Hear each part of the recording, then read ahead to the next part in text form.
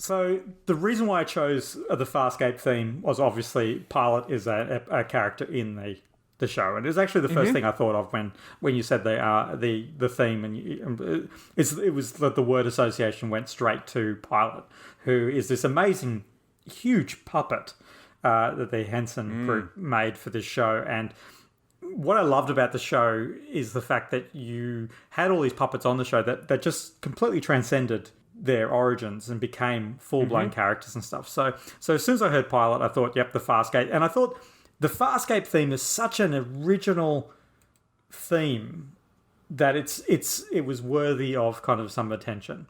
And it is this amazing kind of... And I love it also because it's all Australian, which is kind of neat too. Because Farscape, of course, was made here in Australia. And they used a lot of local talent.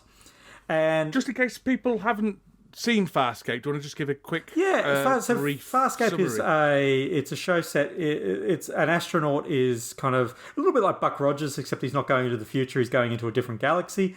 And he encounters a bunch of aliens who are on the run from the local law enforcement who are called peacekeepers, and hijinks ensue from there.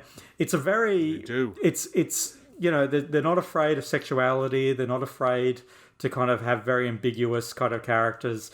I highly recommend it to anyone that get past the idea that there's puppets in it. And the show itself has got an amazing story arc over the 4 seasons, and then the final kind of mini-series movie. It's one of my favourite shows, and it is an incredibly good quality show.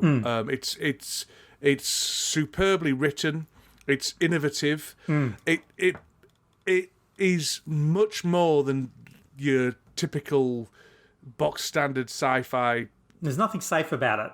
No, there's nothing. It transcends even Babylon 5, and that's high praise from me, because that was a fantastic show as well. But it probably is my favourite sci-fi show of all time. It really is super high quality.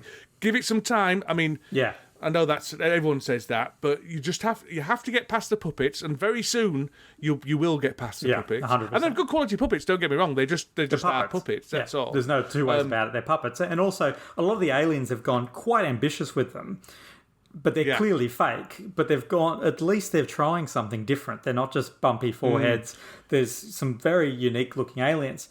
But that's what I think I love about the soundtrack to the show, is the music reflects the tone of the show perfectly, in that it's this completely kind of stomping hodgepodge kind of, and then there's like this voice that comes in, and it's surreal and alien, and it's kind of... I love the soundtrack to it, and it's so interesting to kind of hear about the show them, so like the executives of the studio or something didn't even want this thing. They didn't like it, and they fought for it to keep it. And I don't know if it is so synonymous for Farscape with me. I couldn't imagine a different track kind of opening up that kind of the credits for it, which I'm sure you can say that for any show, but this really does.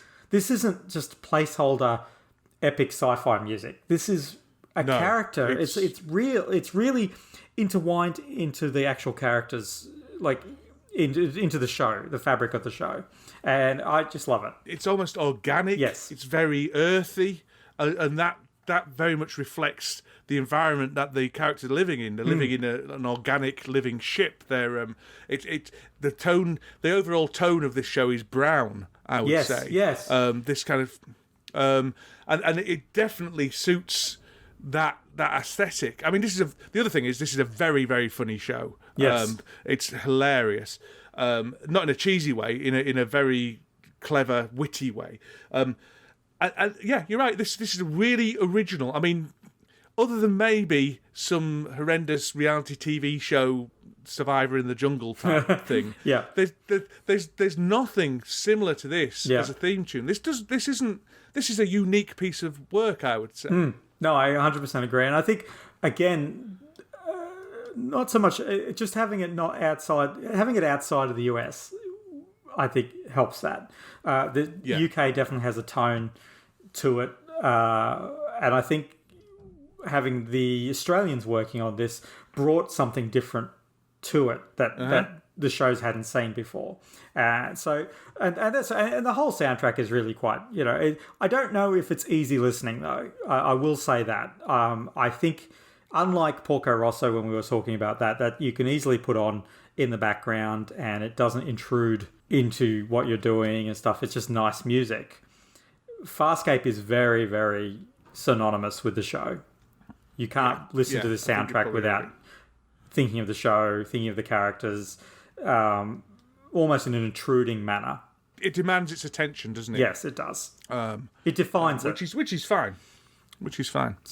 It's superb piece of music. I mean, it's not much else. It's we've reached the edge of our kind of, as I say, the musical capacity here, where we just go, music good, that bad. Yeah.